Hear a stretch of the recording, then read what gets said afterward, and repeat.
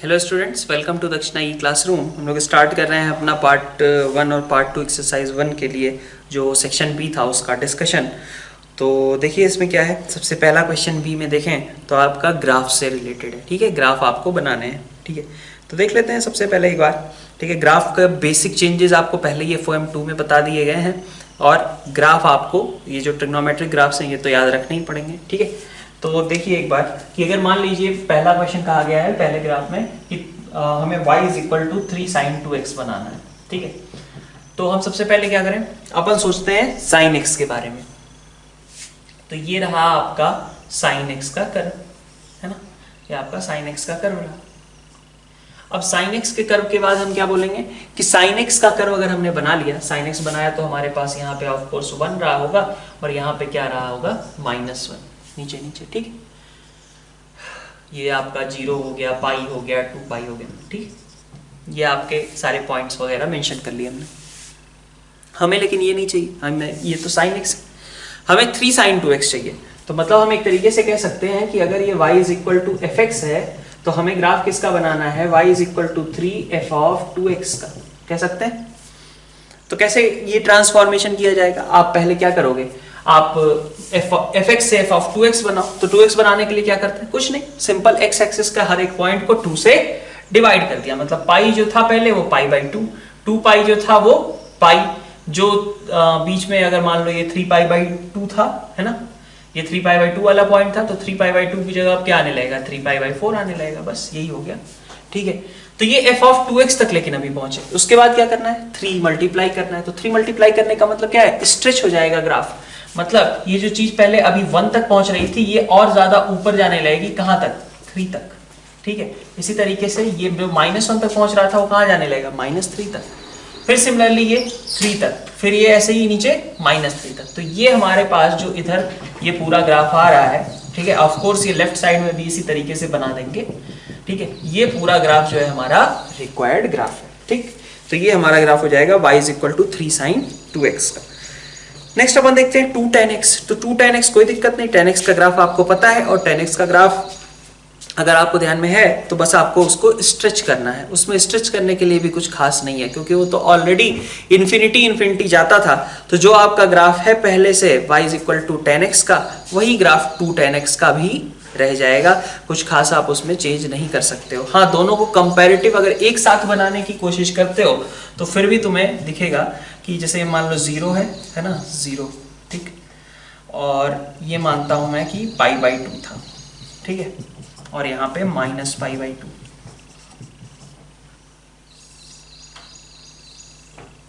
ऐसा कुछ ग्राफ रहता है y is equal to tan x और हमें क्या करना है, हमें 2 tan x बनाना है। तो अगर दोनों साथ में बनाने जाएंगे तो ऑफ कोर्स 0 पे तो दोनों बराबर हैं, लेकिन उसके बाद ये 2 tan x और ऊपर रहेगा और इधर बात करें तो ये और नीचे रहेगा। ठीक है, तो ये y is equal to 2 tan x का जो ग्राफ आएगा, ये पोर्शन और प्लस ये पोर्शन, ये y is equal to 2 tan x का आएगा। तो साथ में बनाए हम तो फिर भी हम डिस्प्ले कर सकते हैं, लेकिन अगर दोनों अलग अलग हम बनाते हैं कि ये tan x है 2 tan x है तो कोई फर्क नहीं, दोनों का नेचर सेम ही है।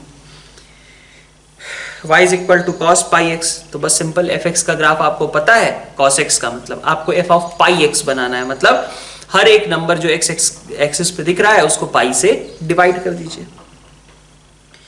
B2 पे आते हैं। B2 में क्या कहा गया, number of solutions of equation.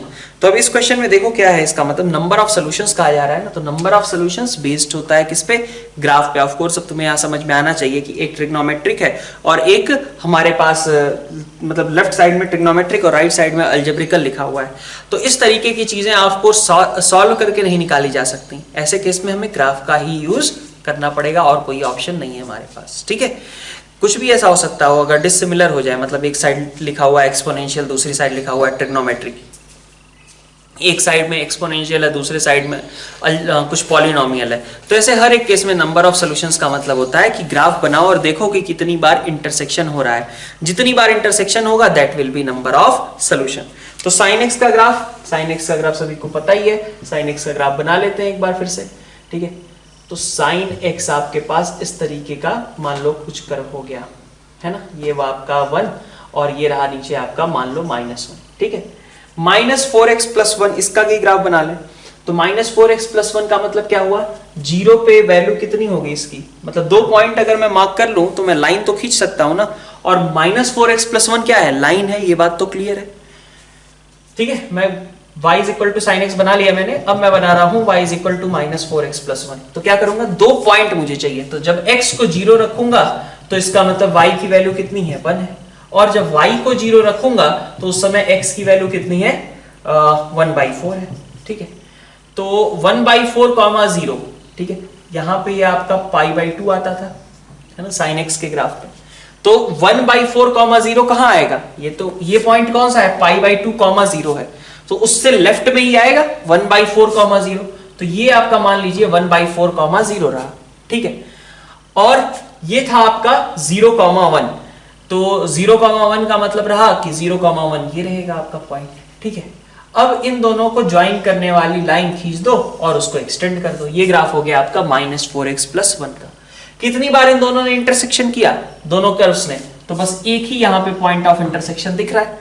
अब आगे ना तो इंटरसेक्शन इधर होगा, कहां ही हो पाएगा, यहाँ तो 1 से वैल्यू एक्सीड कर गई ना, तो इंटरसेक्शन आगे नहीं होगा। सिमिलरली इधर पीछे भी नहीं इंटरसेक्शन हो पाएगा, देख सकते हो।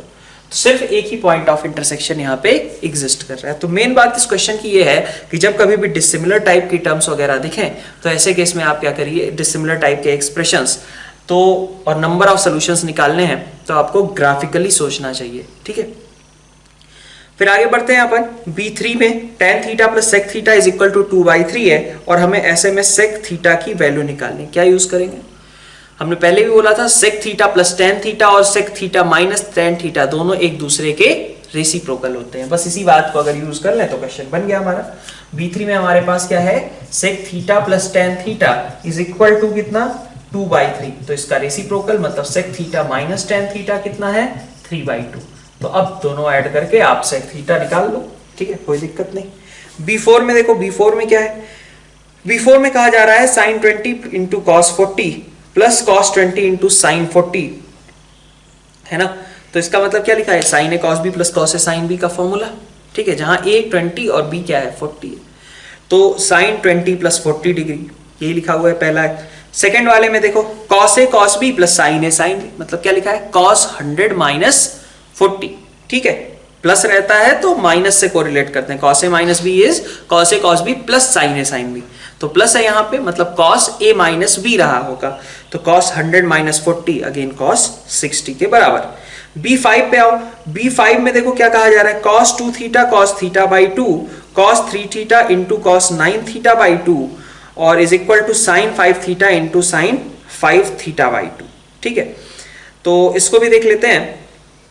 यहां पे देखो क्या होगा, सबसे पहले तो ये प्रोडक्ट के फॉर्म में है, cos 2 theta cos theta by 2 cos 3 theta cos 9 theta by 2। तो हम क्या करें, इस प्रोडक्ट वाली चीज को एडिशन में कन्वर्ट करें, तभी तो कैंसिलेशन वगैरह होगा और हमारे पास कुछ सिंपल सी हो सकता है टर्म बन जाए। तो अब भाई इसमें और कुछ तो है नहीं कि हम direct sin a plus B sin a minus B इन सबसे रिलेटेड कोई फॉर्मूले यूज कर पाए। तो हम ऐसे में क्या करेंगे, इसको प्रोडक्ट फॉर्मूला यूज, मतलब प्रोडक्ट को कन्वर्ट करेंगे एडिशन में। ठीक है, तो क्या आ जाएगा, हाफ, ऐसे लिखो, हाफ 2 cos 2 थीटा, ठीक है, 2 cos 2 theta into cos theta by 2। ठीक है, माइनस हाफ इंटू, बल्कि पूरा हाफ कॉमन एक साथ ही रख देते हैं, यही रहा हमारा हाफ और इसको एक साथ ही क्लब कर लेते हैं, minus 2 cos 3 theta into cos 9 theta by 2। ठीक है, ये एक्सप्रेशन है आपका। तो आप इसको थोड़ा सा फॉर्मूला वो अप्लाई कर लो, तो 2 cos a cos b, 2 cos a cos b कितना हो जाएगा, cos a plus b 5 theta by 2। ठीक है, और plus cos a minus b, तो cos 3 थीटा बाई 2। माइनस इधर से आते हैं, इधर से हमारे पास क्या आएगा, यहां से आ जाएगा आपका cos, एंगल्स का सम किया तो 15 थीटा बाई 2 और डिफरेंस लिया, ठीक है, तो 3 थीटा बाई 2, ऐसा कुछ ये बन जाएगा। ठीक है, तो अब यहां से आप देख सकते हो कि 3 थीटा बाई 2 कैंसिल आउट हो गया, cos 5 theta by 2 minus cos 15 theta by 2, बस यही चीज बची हुई है। इस पे भी हम चाहें तो सीधी फॉर्मूला अब आगे अप्लाई कर लें, तो 5 theta minus cos 15 theta by 2, इस पे आप एक बार को सीधी फॉर्मूला अप्लाई कर लो, हाफ इंटू ये बचा हुआ था cos 5 theta by 2 minus cos 15 theta by, ठीक है। तो ये वैल्यू हो जाएगी आपकी half cos c minus cos d है तो 2 sin c प्लस d, दोनों का सम किया बाई 2, दोनों का सम कितना आ रहा है 10 थीटा आ रहा है ना, और बाई 2 करोगे तो कितना आ जाएगा 5 थीटा इंटू एक माइनस ऐसे यहाँ पे रहता है और डिफरेंस, डिफरेंस कितना आ जाएगा, डिफरेंस आ जाएगा तुम्हारा -5 थीटा, ठीक है। तो -5 थीटा आएगा और हमें क्या लिखना होगा फिर उसका हाफ, तो -5 थीटा बाई, ये आपका करेक्ट आंसर हो गया जो कि प्रूव करना था, ठीक है। B6 की बात कर लेते हैं। B6 में देखिए क्या है, B6 में a प्लस बी 45 डिग्री है और हमें प्रूव करना है कि 1 plus 10a into 1 plus 10b is equal to 2, और उसके बेसिस पे हमें डिड्यूस करना है tan 22 एंड हाफ डिग्री का, ठीक है। तो आइए देखिए इसका मतलब क्या है। B6 में हमारे पास 1 plus 10a into 1 plus 10b, तो उसको पूरा मल्टीप्लाई करके लिख दो, 1 plus 10a plus 10b plus 10a 10b, यही है। इसकी वैल्यू आपको निकालनी है, जबकि ये प्लस बी आपका 45 है। अब आपको समझ में आना चाहिए कि भाई ये टर्म हुई, ये टर्म हुई, ये वाली टर्म हुई, कहाँ बनती हैं ये सारी टर्म्स बनती हैं किसमें जाकर के, a प्लस बी में, tan a प्लस बी के फॉर्मूले में। तो वही फॉर्मूला अप्लाई करके हो सकता है कि हमारा काम बन रहा हो। तो देखो a प्लस बी 45 दिया हुआ है ना, तो इसीलिए दिया है ताकि दोनों साइड हम tan अप्लाई कर सकें। तो tan a plus B is equal to tan 45 मतलब 1, तो क्या आएगा tan a आएगा प्लस tan b आएगा upon 1 minus tan a into tan b आ जाएगा, और वैल्यू कितनी है इसकी 1 के बराबर है। तो यहां से हम देख सकते हैं क्या कि tan a plus tan b आपका कितना हो गया 1 minus tan a tan b के बराबर। तो tan a plus tan b की जगह रख दो क्या 1 minus tan a tan b, tan a tan b cut गए, बचा क्या 2 आ गया, ठीक है। अब hence reduce 22 and half degree की जो बात की गई है तो उसका भी देख लो। उसका मतलब क्या है कि अगर a और b दोनों 22 एंड हाफ डिग्री हो जाए तो आंसर क्या होगा। तो सिंपल सी बात है, अभी हमने प्रूफ क्या किया, हमने अभी प्रूफ किया कि 1 plus tan a into 1 plus tan b, ठीक है, इज इक्वल टू 2, यही प्रूफ किया ना, 1 प्लस tan a और into 1 plus tan b is equal to 2, यही प्रूफ किया है। किस केस के लिए, जबकि a प्लस बी 45 है। अगर a इक्वल टू b हो जाता है तो a और b दोनों ही क्या हो जाएंगे 22 एंड हाफ हो जाएंगे। तो अब वही केस हम देख लें कि a इक्वल टू b का मतलब क्या होगा 1 plus tan a into 1 plus tan a, मतलब 1 प्लस tan a का whole square is equal to कितना 2। तो tan a की वैल्यू यहां से निकल करके आ गई √2 माइनस 1, ठीक है। माइनस वाला तो लोगे नहीं भाई, यहाँ पे दो आंसर्स होंगे ना, 1 प्लस tan a की वैल्यू माइनस √2 भी हो सकती है प्लस √2 भी हो सकती है, लेकिन हमें प्लस √2 ही लेना है क्योंकि 22 एंड हाफ पे tan कैसा होगा पॉजिटिव ही रहेगा, ठीक है। तो इस तरीके से हमारा tan 22 एंड हाफ की भी वैल्यू यहां से निकल आई। B7 की बात कर लेते हैं। B7 में देखो इलिमिनेट करना है हमें, a sec theta is equal to 1 minus b tan theta और a square sec square is equal to 5 plus b square tan square theta, ये दिया गया है, ठीक है। तो चलो उसको नेक्स्ट स्लाइड में उसका भी डिस्कशन कर लेते हैं स्टार्ट। तो नेक्स्ट B7 वाला क्वेश्चन देखते हैं। B7 वाले क्वेश्चन में हमें थीटा को एलिमिनेट करना था। तो देखो क्या रिलेशन यूज कर सकते हो, पहले तो देख सकते हो तुम कि a sec theta plus b tan theta हमारा 1 दिया है ना, और a square sec square theta minus b square tan square theta की बात करूं तो दैट इज गिवन एज 5। तो इन दोनों से क्या निकल करके आ रहा है, इसके दो मतलब अगर हम सेकंड को फर्स्ट से डिवाइड कर दें तो हमें निकल करके आ रहा है ना a sec theta minus b tan theta is equal to 5, ठीक है। तो आपके पास दो चीजें हो गई, एक तो a sec theta minus b tan theta और दूसरा a sec theta plus b tan theta. अब क्या करें, दोनों को ऐड कर लो, तो 2a sec theta is equal to कितना 6, तो यहां से a की वैल्यू आ गई हमारे पास 3 cos थीटा, सही है, a की वैल्यू 3 cos थीटा, और दोनों का डिफरेंस ले लें अगर तो हमारे पास आ जाएगा 2b tan theta, 2b tan theta is equal to कितना -4। तो यहां से हमारे पास b की वैल्यू आ जाएगी -2 cot थीटा, ठीक है। तो a और b दोनों आ गए cos और cot की टर्म में। तो यहां से मैं अगर चाहूं मुझे थीटा एलिमिनेट करना है तो मैं यूज कर सकता हूं ना कि sec थीटा की वैल्यू क्या होगी, सेक थीटा की वैल्यू अगर मैं कहूं तो मेरे पास आनी चाहिए कितनी, cos थीटा a बाई 3 है, सेक थीटा 3 बाई a। इसी तरीके से tan थीटा की वैल्यू कितनी होगी, tan थीटा की वैल्यू हो जाएगी हमारे पास -2 बाई बी, है ना, -2 बाई बी, ये आपका tan थीटा हो गया। तो अगर सेक थीटा और tan थीटा आ गए तो एलिमिनेट करना आसान हो गया, क्योंकि अब आप यूज कर सकते हो कि this thing minus this thing, मतलब sec square minus tan square will be equal to 1। तो 3 बाई a का स्क्वायर माइनस -2 बाई b का square will be equal to, ये आपका यहां से रिजल्ट आ जाएगा एलिमिनेशन का। ठीक, नेक्स्ट पार्ट 2 सेक्शन बी में देखिए, यहां पे कई सारे क्वेश्चंस थे। पार्ट 2 सेक्शन बी में सबसे पहले तो ग्राफ्स एंड बेसिक आइडेंटिटीज, ठीक है, उससे से रिलेटेड है। तो अब देखिए B1 क्वेश्चन में sin 2 और sin 3 में कंपेयर करना है, तो ध्यान देना डिग्री नहीं है यहाँ पे, ठीक है, तो तुम्हें ग्राफिकली सोचना पड़ेगा कि भाई 2 कहाँ आएगा। तो ग्राफिकली जरा देख लो, sin 2 sin 3, इसकी बात कर लेते हैं। पाई ये है ना, ठीक है, और ये क्या है, ये वाला पॉइंट यहाँ पे पाई बाई 2 है। तो 2 का मतलब यहां कहीं होगा ना, पाई बाई 2 इज अराउंड कितना 1.57, पाई इज 3.14, तो मतलब अप्रोक्सीमेटली कितना 3.14 है, तो पाई बाई 2 इज अप्रोक्सीमेटली 1.57। तो 2 यहां पे होगा, और ये क्या है 3.14 है ना, तो 3 बीच में कहीं और आ जाएगा। तो बताओ 2 पे वैल्यू ज्यादा होगी साइन की 3 पे। सिंपल ग्राफ से देखो कि साइन 2 यहां कहीं आएगा ना, और साइन 3 यहां कहीं आएगा, तो ऑफ कोर्स साइन 2 बड़ा है, साइन 3 जी छोटा है, ठीक है। इसी चीज को स्टेटमेंट 2 में भी लिखा गया है कि अगर हम x और y पाई बाई 2 से पाई के बीच का लेते हैं तो साइन x हमारा ग्रेटर देन होता है साइन y से। B2 में देखिए क्या है, B2 में हमें cosec theta minus cot theta alpha है, तो कॉट थीटा की वैल्यू बताइए, कैसे करेंगे। फिर से वही रेसिप्रोकल वाली चीज, cosec theta minus cot theta और cosec theta plus cot theta दोनों एक दूसरे के रेसिप्रोकल्स होते हैं। तो B2 वाला कंसेप्ट यूज किया कि cosec theta minus cot theta is equal to alpha, that means कि cosec theta plus cot theta is equal to 1 by alpha.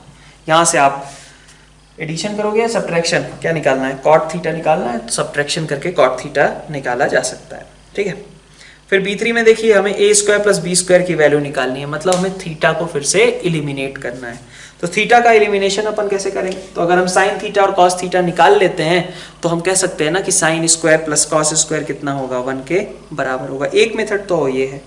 दूसरा एक मेथड और यूज कर सकते हो तुम कि हमारे पास जैसे ये दिया हुआ था B3 a cos theta plus b sin theta is equal to 3 और a sin theta minus b cos theta is equal to 4, ठीक है। तो फर्स्ट और ये सेकंड, अगर मैं फर्स्ट का स्क्वायर और सेकंड का स्क्वायर ऐड कर दूं तो मेरे पास cos square plus sin square लिखने के चांसेस बढ़ जाएंगे। मतलब 1 का स्क्वायर करो और प्लस 2 का स्क्वायर करो, क्या आएगा, यहां से आएगा a स्क्वायर cos स्क्वायर, यहां से a स्क्वायर sin स्क्वायर, तो दोनों का एडिशन कितना हो गया a स्क्वायर। फिर यहां से b square sin square plus b square cos square plus 2ab sin theta cos theta minus 2ab sin theta cos theta, cancel out हो गया ना। तो बचा क्या हमारे पास, थीटा खत्म, सिर्फ स्क्वायर करने से लेफ्ट साइड के आया क्या a square plus b square, और राइट साइड से क्या आएगा 3 स्क्वायर प्लस 4 स्क्वायर। तो ये आपका एलिमिनेशन यहां से हो गया, a square plus b square की वैल्यू भी आ गई, that will be equal to 25, ठीक है। अब हम बात कर लेते हैं B4 की। कंपाउंड एंगल्स और प्रॉपर्टी दोनों यूज करने पड़ रहे हैं। तो B4 में देखिए tan x minus pi by 2, तो tan x minus pi by 2 minus pi by 2 पे जाए और प्लस x, ठीक है।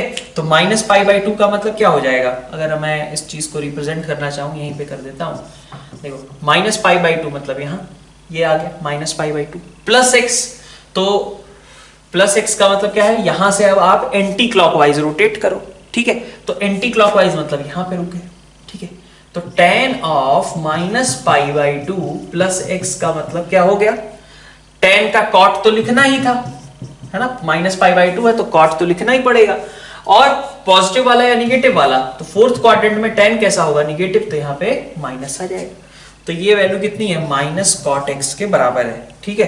फिर cos 3 pi by 2 plus x, तो 3 पाई बाई 2 मतलब कहां पे आ गए, ये पाई 3 पाई बाई 2 प्लस एक्स मतलब और थोड़ा सा रोटेट कर लिए, फोर्थ क्वाड्रेंट में पहुंच गए। तो cos तो कैसा होगा, पॉजिटिव होगा, तो लेकिन लिखना क्या है हमें, cos ऑफ 3π/2 प्लस एक्स है ना, तो cos का साइन हो जाएगा, लेकिन कैसा, पॉजिटिव वाला, तो minus cot x sine x minus sine cube 7π/2 x, 7π/2 minus x, तो पहले लिख लेते हैं भाई साइन 7π/2 माइनस एक्स क्या होगा, तो 7π/2 कहां आएगा, 7π/2 यहां पे आएगा, माइनस एक्स मतलब यहां पे कुछ है ना, तो थर्ड क्वाड्रेंट में साइन कैसा रहता है, नेगेटिव रहता है, नेगेटिव रहता है, मतलब साइन 7π/2 माइनस एक्स जब हम लिखेंगे, देखो साइन 7π/2 माइनस एक्स, तो हम साइन का कॉस तो लिख ही देंगे, लेकिन हमें माइनस का लिखना पड़ेगा क्योंकि थर्ड क्वाड्रेंट के करस्पॉन्डिंग हम रिजल्ट लिखेंगे, ठीक है। तो हमारे पास क्या आया, माइनस का ये एक्सप्रेशन क्या है, माइनस कॉस एक्स उसका होल क्यूब, डिवीजन में क्या चाहिए, डिवीजन में चाहिए cos x माइनस π/2, तो cos x माइनस π/2 लिखोगे कितना हो जाएगा वो, माइनस π/2 और प्लस x, ठीक है, तो cos माइनस π/2 प्लस x, ठीक है, तो हमें किस क्वाड्रेंट में जाना है, माइनस π/2 मतलब हम यहाँ पे पहुंच गए, प्लस x मतलब यहाँ पे आ गए, ठीक है, तो इसका मतलब फोर्थ क्वाड्रेंट में पॉजिटिव ही रहेगा, ठीक है, लेकिन cos का साइन तो बन ही जाएगा, ठीक है, और इंटू tan 3π/2 प्लस एक्स, तो 3π/2 प्लस एक्स का मतलब कहाँ हो गया, 3π/2 प्लस एक्स यहाँ पे, तो माइनस कॉट एक्स, ये आपका एक्सप्रेशन बन गया, ठीक है। अब इसको थोड़ा सा सिंप्लीफाई कर लेते हैं, यहाँ से देखिए cos बाई साइन और ये साइन कैंसिल आउट हो गए, ठीक है, तो माइनस cos x यहाँ से बचा, प्लस cos क्यूब x यहाँ से बचा, तो minus cos x effectively common है ना, बचा क्या 1, माइनस यहां से क्या बचा cos स्क्वायर, डिवीजन में आते हैं, डिवीजन में sin x into minus cot x, तो माइनस cos x, तो ये सब कट गया, 1 minus cos square gives you sin square x, ठीक है। अब स्टार्ट करते हैं B5 वाला क्वेश्चन। B5 में देखिए अब फिर से कंपाउंड एंगल्स ही लिखने हैं हमें, sin 3π/2 माइनस अल्फा कितना हो जाएगा आपका, sin 3π/2 माइनस अल्फा, और वो भी पावर 4 है, तो cos की पावर 4 आ जाएगा, और प्लस साइन की पावर 4 दूसरे वाले टर्म से, तो इसको भी देख लेते हैं एक बार, B5 है ना, तो B5 में देखिए, B5 में हमारे पास क्या क्या टर्म बन जा रही है, 3 इंटू साइन की पावर, सॉरी साइन नहीं, पहले वाले का cos बन जाएगा, तो cos की पावर 4 और प्लस साइन की पावर 4 माइनस 2 इंटू ये क्या लिखा हुआ है, cos की पावर 6 प्लस साइन की पावर 6, तो cos की पावर 6 प्लस साइन की पावर 6, क्या करें, इतने बड़े बड़े टर्म्स हैं, हमें सिर्फ cos square plus sine square पता है, cos square plus sine square का ही यूज कर लो, तो यहां पे देखो क्या आएगा, ठीक है, क्या आएगा, इसको थोड़ा रिड्यूस करते हैं, cos की पावर 4 प्लस साइन की पावर 4 को लिख दिया मैंने, क्या cos square plus sine square का whole square minus 2 sine square cos square, so it gives you 1 minus 2 sin square cos square.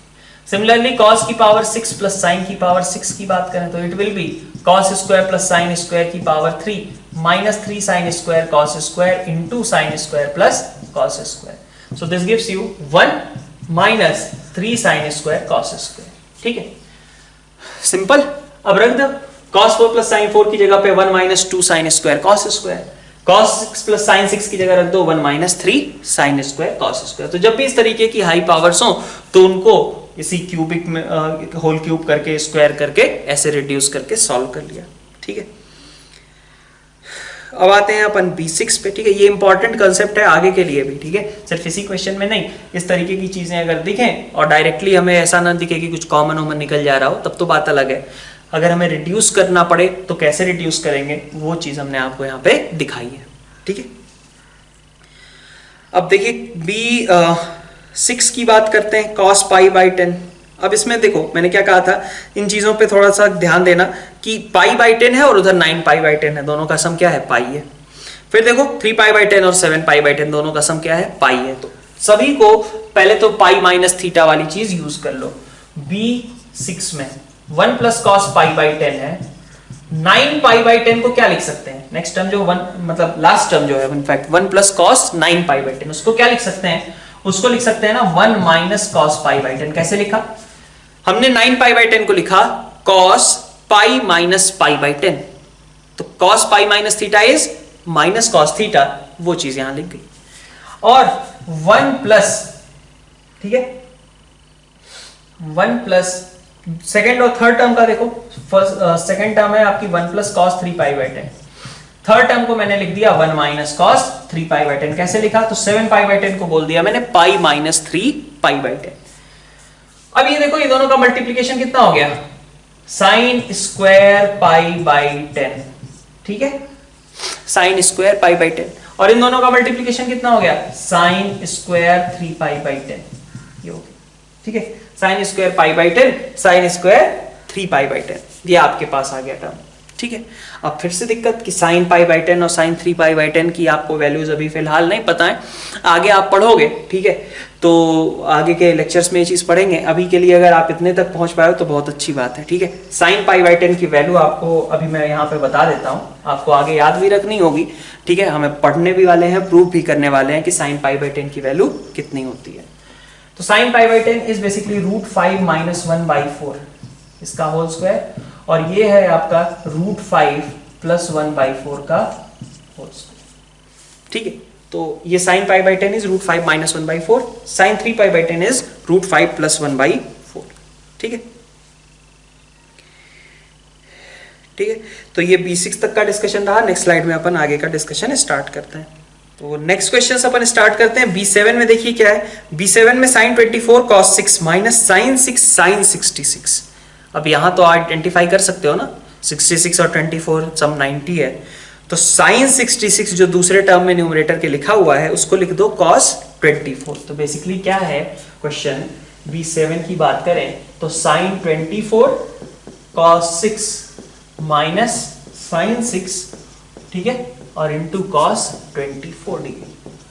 और डिवीजन में क्या चाहिए अपने को? डिवीजन में अपने को चाहिए sine 21 cos 39 minus cos 51 is basically क्या, साइन 39, ठीक है, cos 51 90 माइनस 39, और साइन 69 मतलब इसको लिख दिया मैंने cos 21, ठीक है। तो ऊपर क्या लिखा है, साइन 24 माइनस 6। आगे ये क्या चीज लिखी हुई है, तो साइन 21 माइनस 39, ठीक है। तो ऊपर साइन 18 नीचे साइन 18, यहां तो साइन 18 की वैल्यू की जरूरत नहीं पड़ी, सब कुछ कट गया, ठीक है। B8 में देखिए tan A tan B quadratic का रूट है, और इसके लिए हमें कहा जा रहा है कि sine square A plus B निकालो, ठीक है। तो अगर मैं यहां से बोलूं कि क्वाड्रेटिक के रूट है, इस बात का मतलब क्या था, इसका यूज क्या था टोटल, कि भाई sum of roots tan A plus tan B, और वो कितना है A, tan A into tan B कितना है B, सही है। हमें ये निकालना है sine square A plus B निकालना है। तो sine square A plus B कैसे निकलेगा, यहां से हमें दिख रहा है क्या, यहां से हमें दिख रहा है कि tan A प्लस बी का अपने पास पूरा मटेरियल है, तो tan A प्लस बी निकाल लेते हैं। tan A प्लस बी निकल जाएगा तो साइन भी निकल जाएगा। tan A plus B is equal to कितना, tan A plus tan B upon 1 minus tan A tan B, ये आपका tan A प्लस बी हो गया। अगर आप tan थीटा निकाल लिए हो तो sin थीटा निकालना है, क्वेश्चन अब बस इतना ही है। तो वो तो आप ट्रायंगल से भी निकाल सकते थे। यहाँ a है आपका, ये 1 माइनस बी है, तो ये आपका क्या बन जाएगा, a square plus 1 minus B का होल स्क्वायर, ठीक है। तो अगर आपसे कहा जाए कि साइन a प्लस बी, तो साइन a प्लस बी आप इसी ट्रायंगल से बोल दो, a अपॉन अंडर रूट ये पूरी टर्म, ठीक है।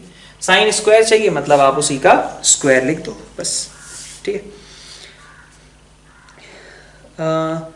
नेक्स्ट आते हैं अपन B9 पे। B9 में देखिए क्या है, tan A minus tan B दिया हुआ है, cot B minus cot A दिया हुआ है, हमें cot A माइनस B की वैल्यू निकालनी है। तो इसका भी देख लेते हैं, हम tan A माइनस B का निकाल लेते हैं, मुझे ज़्यादा कंफर्टेबल रहेगा उसमें, थोड़ा सा देख लें एक बार, ठीक है। B8 और साथ में कौन सा B9 है, ठीक। tan A minus tan B is equal to x, और यहाँ पे cot b minus cot a, ठीक है। हमें क्या करना है, वैसे देखो अगर आंसर्स देखो तो आंसर्स में कैसा है, 1/x 1/y इस तरीके की टर्म दिख रही है ऑप्शंस में। तो 1/x 1/y पहले निकाल लेते हैं क्या आएगा। तो tan a minus tan b, ठीक है, इसको क्लब किया तो ये क्या बना, sin a by cos a minus sin b by cos b। तो एलसीएम लिया, एलसीएम क्या आया, cos a cos b, और ऊपर क्या आया, sin a cos b minus cos a sine B, तो ये बन गया आपका sine A minus B upon cos A cos B. सही है बात? ठीक है, sine A minus B upon cos A cos B. और सिमिलरली अब देख लेते हैं, ये तो हमारा x है tan a minus tan b, हमें 1/x की जरूरत पड़ सकती है, अपन उस लाइन पे सोचेंगे क्योंकि ऑप्शंस में हर जगह 1/, में ही है टर्म। फिर इसके बाद देखिए y को भी देख लेते हैं, तो y में क्या आएगा, y is equal to cot B minus cot A, तो कॉट मतलब cos B by sine B minus cos A by sine A. ठीक है, तो ये क्या बन जाएगा, ये बन जाएगा आपका minus sign A minus B, sorry sine A cos B minus cos A sine B, sign A minus B. ठीक है, और नीचे क्या आएगा, साइन ए साइन बी, साइन ए साइन बी। तो अब आपको क्या समझ में आ रहा है कि अगर मैं 1/x प्लस 1/y करता हूं तो क्या बनेगा मेरा, 1/x प्लस 1/y का मतलब क्या होगा, कॉस ए कॉस बी, मतलब उल्टा करके ऐड कर दो, तो उल्टा करके ऐड किया तो क्या बनेगा, न्यूमरेटर आएगा cos a cos b plus sin a sin b, और डिनोमिनेटर क्या आएगा, sin a माइनस b। तो वैल्यू कितनी हो गई, ऊपर हो गया आपके पास cos a माइनस b और नीचे हो गया sin a माइनस b, तो आंसर कितना आ गया, cot a माइनस b। ठीक है, तो ये 1/x प्लस 1/y का एक्सप्रेशन यहाँ से बन रहा है। लाइन ऑफ थिंकिंग क्या थी, ऑप्शंस में हर जगह 1/x 1/y है, तो हम उसी के अकॉर्डिंग सोचने का कोशिश करें। ठीक है, अब 1/x माइनस 1/y ट्राई करोगे तो नहीं बनेगा ना, यहाँ पे क्या आ जाएगा, उस समय माइनस आ जाएगा, तो ऊपर cos a प्लस b हो जाएगा और नीचे sin a माइनस b हो जाएगा। ठीक है, तब तो कुछ कॉट जैसा नहीं बन पाएगा। नेक्स्ट क्वेश्चन, B10 की बात करते हैं। B10 में देखिए tan 40 डिग्री यही लिखा हुआ है, tan a minus tan b upon 1 plus tan a tan b, यही है। तो अपन B10 की बात करें तो B10 इज बेसिकली, यहीं पे देख लेते हैं B10 में जो पूरा एक्सप्रेशन है वो बेसिकली क्या है, 155 डिग्री माइनस 115 डिग्री, है ना, 115 डिग्री, या फिर मुझे तो tan 25 दिया गया है ना, और मुझे x के टर्म्स में निकालना है, तो निकाल ही लो सीधा, ये सब करने की जगह ज़्यादा आसान पड़ेगा। 155 को लिख दो tan पाई माइनस 25, ठीक है, minus tan pi by 2 plus 25, सही है, और डिवीजन में क्या आ जाएगा, 1 प्लस tan पाई माइनस 25 और tan पाई बाई 2 प्लस 25। ठीक है, यहां से tan और यहां से मतलब यहां से माइनस कॉट, यहां से माइनस tan, ये निकल जाएंगे सब 25 में तो आ गया ना। अब उसकी जगह रख देना सीधा tan 25 को x के बराबर, सीधा ही एक्सप्रेशन आ जाएगा, हमें कुछ भी क्लब करने की भी इवन जरूरत नहीं है, सबसे आसान सही है। ठीक है, B11 पे आते हैं। B11 में देखिए हमारे पास a plus B is equal to 225 है, तो ऐसे में cot a cot b upon 1 plus cot a into 1 plus cot b इसकी वैल्यू निकालनी है। तो क्या करोगे, दोनों साइड मतलब इसी फैक्ट पे, भाई सिंपल सी बात है, ये कैसे बनेगा, जब हमारे पास मतलब लॉजिक क्या हमें क्लिक कर रहा है कि एक चांस बन सकता है हमारा, सबसे पहला जो स्टेटमेंट हो सकता है कि a प्लस बी है, हमें cot चाहिए, तो हम दोनों साइड cot अप्लाई कर दें। ठीक है, तो आप यही यूज कर लो कि भाई चाहो तो cot में यूज कर लो, चाहो तो tan में यूज करो और फिर cot में कन्वर्ट कर लेना, तो दोनों ही यूज कर सकते हो। cot a plus B is equal to cot 225 मतलब कितना, 1 हो गया। cot a प्लस बी का मतलब क्या था, cot a cot b minus 1। ठीक है, और नीचे में कितना आता था, नीचे में ये आ जाता था तुम्हारा cot a प्लस cot b।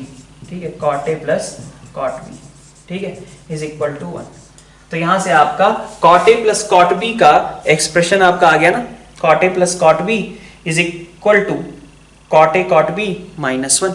मतलब हम क्या कह सकते हैं कि यहीं पे देख लेते हैं, cot a प्लस cot b plus 1 is equal to cot a into cot b, लिख सकते हैं।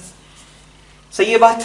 अब देखो ऊपर क्या लिखा हुआ है, अब जो सॉल्व करना है उसमें देख लो, cot a cot b as it is रहने दो, डिनोमिनेटर में जब तुम मल्टीप्लाई करके एक्सपेंड करोगे तो क्या आएगा, 1 आएगा, cot a आएगा, cot b आएगा, cot a प्लस cot b, sorry cot a into cot b आएगा और cot a प्लस cot b आएगा। ये वाला रिलेशन यूज कर लो, वहां से आंसर तुम्हारा इसका भी आ गया। ठीक, B12 में देख लेते हैं, 203 और 22 क्या करना चाहिए, दोनों अननोन है। ठीक है, कुछ कहीं से क्लब नहीं हो रहा, तो क्या करना चाहिए, दोनों का सम नोन है, सम नोन है मतलब 203 प्लस 22 225, इसको यूज करें इस फैक्ट को। तो हम क्या यूज करेंगे, b 12 की बात करूं तो 10 225, लेकिन 225 लिखने की जगह मैं कैसे लिखूंगा, 203 plus 22 will be equal to 10 203 degree plus 10 22 degree upon 1 minus 10 203 degree 10 22 degree. तो ये 10 225 कितना हो गया, 1 हो गया। तो हमारे पास क्रॉस मल्टीप्लाई करने के बाद क्या बचा, 1 minus 10 203 into 10 22 is equal to 10 203 plus 10 22। ये आपका बेटा, ठीक है। अब यहां से आप क्लब कर लो, 10 203 प्लस 10 22 प्लस ये वाली टर्म भी इधर चाहिए, इज इक्वल टू कितना हो जाएगा, 1 बचेगा सिर्फ लेफ्ट साइड में, ठीक है। तो ये आपका आज का जो भी असाइनमेंट था इसका भी डिस्कशन आपका कंप्लीट हो गया। नेक्स्ट अपन एक्सरसाइज 2 पार्ट 3 के नेक्स्ट क्वेश्चंस लेने वाले हैं नेक्स्ट डिस्कशन में। Thank you all.